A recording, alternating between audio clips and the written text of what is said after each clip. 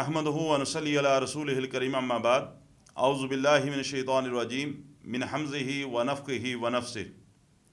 ये एक सवाल है साथी का कि हम अक्सर रात के वक़्त सफ़र करते हैं और ऐसी जगहों पे रात बसर करना होती है कि कोई पहाड़ी इलाका हो या जंगल हो, तो बाज़ औक़ात वहाँ पर हमें सर दर्द की तकलीफ़ या इस तरह के मसाइल का सामना करना पड़ता है। तो कुरान और सुन्नत की रोशनी में इस बात के ऊपर रहनुमाई कर दें कि इस सिलसिले में क्या किया जाए। दौरे जाहलियत में जब लोग रात को सफ़र करते थे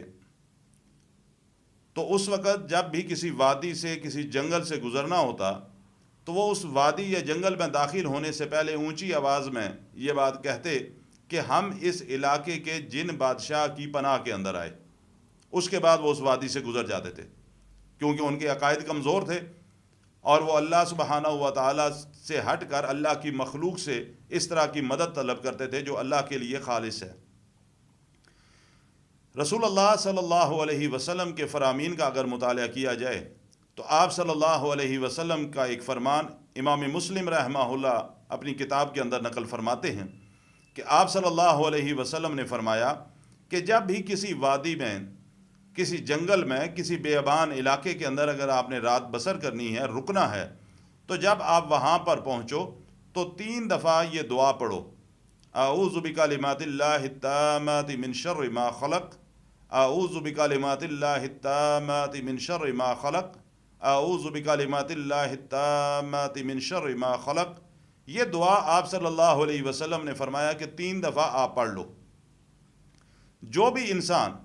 3 दफ़ा ये दुआ पढ़ लेता है, अल्लाह के नबी फरमाते हैं सल्लल्लाहु अलैहि वसल्लम, वो इंसान जब तक उस वादी के अंदर या जंगल के अंदर मुकीम रहता है, चाहे एक दिन रहता है, एक रात रहता है,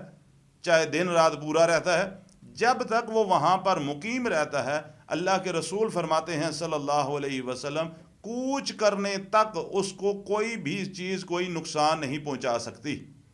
यानी वो इंसान अल्लाह की हिफाजत के अंदर रहता है, अल्लाह की पनाह के अंदर रहता है, और जिसकी हिफाजत का ज़िम्मा अल्लाह सुब्हानहू व तआला अपने ज़िम्मे ले लें, उसको फिर परेशान होने की ज़रूरत नहीं। तो इसलिए आप जब भी ऐसी जगह पे रात बसर करना